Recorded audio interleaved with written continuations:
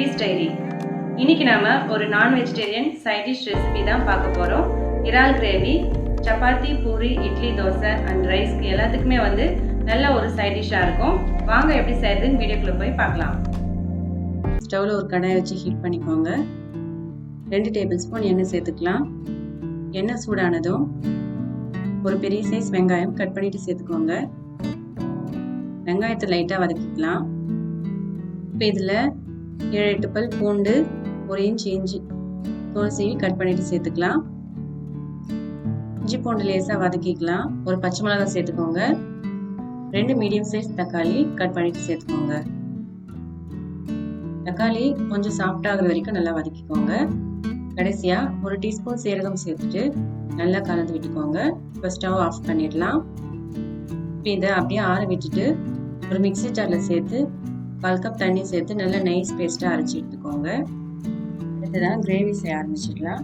அதுக்கு ஸ்டவ்வில் ஒரு கடாயை வச்சு ஹீட் பண்ணிக்கோங்க. 4 டேபிள் ஸ்பூன் எண்ணெய் சேர்த்துக்கலாம்.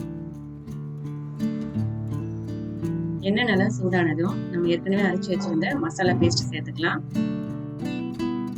ஒரு 2-3 நிமிஷத்துக்கு இந்த மசாலா பேஸ்ட்டை நல்லா வதக்கிக்கலாம். நான் இன்னைக்கு என்னோட பழைய மண் கடாய் தான் யூஸ் பண்ணியிருக்கேன் இந்த கிரேவி செய்யறதுக்கு.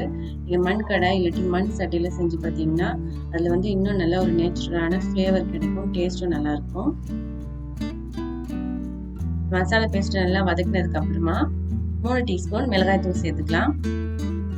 நான் காஷ்மீரி ரெட் சில்லி சேர்த்துருக்கேன். நீங்கள் வழக்கமாக பயன்படுத்துகிற மிளகாய் தூள் சேர்த்துக்கோங்க. இப்போ இதை நல்லா மிக்ஸ் பண்ணி விட்டுக்கலாம். நீங்கள் நல்ல ஸ்பைசியாக சாப்பிடுவீங்கன்னா நான் சொல்லியிருக்கிற இதே அளவுகளை ஃபாலோ பண்ணுங்க.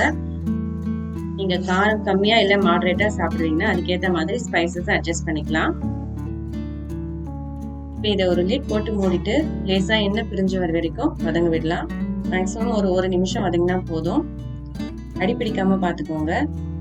லிட் ஓப்பன் பண்ணிட்டு பார்க்கலாம். நல்லா மிக்ஸ் பண்ணி விட்டுக்கோங்க. இப்போ க்ளீன் பண்ணி வச்சிருக்கிற இறால் சேர்த்துக்கலாம். கிரேவிக்கு தேவையான மசாலா சேர்த்துக்கலாம். 1/2 டீஸ்பூன் மஞ்சள் தூள், 3 டீஸ்பூன் தனியா தூள், உங்கள் டேஸ்ட்க்கு ஏற்ற மாதிரி உப்பு சேர்த்துக்கோங்க. நான் ஒரு சின்ன டீஸ்பூன் கல் உப்பு சேர்த்துக்கிறேன். இதை நல்லா மிக்ஸ் பண்ணி விட்டுக்கலாம். எப்போ மசாலா சேர்த்தாலும் ஸ்டவ் லோ ஃப்ளேமில் வச்சுக்கோங்க. அப்போ தான் ஸ்பைசஸ் பர்ன் ஆகாமல் இருக்கும். இப்போ இதை நல்லா மிக்ஸ் பண்ணி விட்டதுக்கு அப்புறமா மறுபடியும் ஒரு லிட் போட்டு மூடிட்டு லோ ஃப்ளேமில் ஒரு 2 நிமிஷம் எண்ணெய் பிரிஞ்சு வர வரைக்கும் வதக்கிக்கலாம். இப்போ லிட் ஓப்பன் பண்ணிட்டு பார்க்கலாம். இப்போ நல்லா மிக்ஸ் பண்ணி விட்டுக்கோங்க. இறால் சேர்த்த உடனே தண்ணி சேர்க்க தேவையில்லை. ஏன்னா இறால்ல இருந்தே நல்லா தண்ணி ரிலீஸ் ஆகும். அந்த தண்ணியிலே நல்லா ஒரு 2-3 நிமிஷத்துக்கு நல்லா வதங்க விடலாம். அப்போதான் நல்லா அந்த ஸ்பைசஸோடைய டேஸ்ட்டும் இறால நல்லா இறங்கும். இப்போ பாருங்க, இறால்லேருந்து நல்லா எண்ணெய் பிரிச்சு வந்திருக்கு. இப்போ ஒரு கிளாஸ் ஃபுல்லாக நான் தண்ணி சேர்த்துக்கிறேன். உங்களுக்கு கிரேவி எந்த மாதிரி கன்சிஸ்டன்சிக்கு வேணுமோ அப்படி தண்ணி சேர்த்துக்கோங்க. நான் இது ஒரு மீடியம் சைஸ் கிளாஸ் தான். உங்களுக்கு குழம்பு மாதிரி வேணும்னா இன்னும் கொஞ்சம் அதிகமாக நீங்கள் தண்ணி சேர்த்துக்கலாம். கிரேவி கன்சிஸ்டன்சிக்கு வேணும்னா நீங்கள் இந்த மாதிரி ஒரு கிளாஸ் அளவுக்கு தண்ணி சேர்த்துக்கிட்டா கரெக்டாக இருக்கும். இப்போ இதை நல்லா மிக்ஸ் பண்ணி விட்டுக்கலாம். டேஸ்ட் கரெக்டாக இருக்கான்னு நீங்கள் செக் பண்ணி பார்த்துக்கோங்க. தேவைப்பட்ட உப்பு காரம் ஏதாவது சேர்க்கணுன்னா சேர்த்துட்டு லிட் போட்டு மூடிட்டு ஒரு 8-10 நிமிஷத்துக்கு இறால் நல்லா வேக விடலாம். 8 நிமிஷம் ஆனதுமே நீங்கள் லிட் ஓப்பன் பண்ணிட்டு இறால் நல்லா குக் ஆயிருக்கான்னு செக் பண்ணிக்கோங்க. இறால் நல்லா சாஃப்டாக குக் ஆயிடுச்சுன்னா ஸ்டவ் ஆஃப் பண்ணிடலாம்.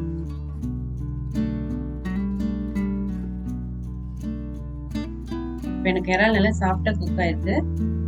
ஸ்டவ் ஆஃப் பண்ணிட்டு கடைசியாக ஒரு டீஸ்பூன் லெமன் ஜூஸ் சேர்த்துக்கலாம். லெமன் ஜூஸ் கண்டிப்பாக சேர்த்துக்கோங்க.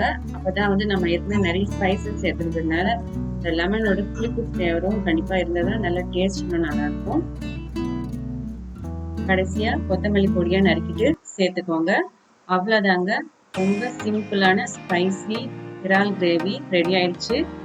நீங்கள் மண் சட்டி இல்லாட்டி மண் கடாயில் செஞ்சு பாருங்கள். மண் சட்டியில் செஞ்சிங்கன்னா இன்னும் அந்த மண் சட்டியோட ஃப்ளேவரும் இந்த இறாலோட டேஸ்ட்டும் சேர்ந்து ரொம்ப சூப்பராக வரும். அப்படி நீங்கள் மண் சட்டியில் கடாயில் செஞ்சு பார்த்தீங்கன்னா எப்படி வந்துச்சுன்றதை கண்டிப்பாக கமெண்ட்டில் மென்ஷன் பண்ணுங்கள். இந்த வீடியோ உங்களுக்கு பிடிச்சிருந்தா லைக் பண்ணுங்க. மறக்காம உங்க ஃப்ரெண்ட்ஸ் அண்ட் ஃபேமிலி மெம்பர்ஸ்க்கு ஷேர் பண்ணுங்க. இதே மாதிரி நான் போடுற ரெசிபிஸோட லேட்டஸ்ட் அப்டேட்ஸ்க்கு your recipes diary channel subscribe பண்ணி கூடவே பெல் ஐக்கானையும் பிரஸ் பண்ணி ஆல் ஆப்ஷன் செலக்ட் பண்ணுங்க. தேங்க்யூ. பாய் பாய்.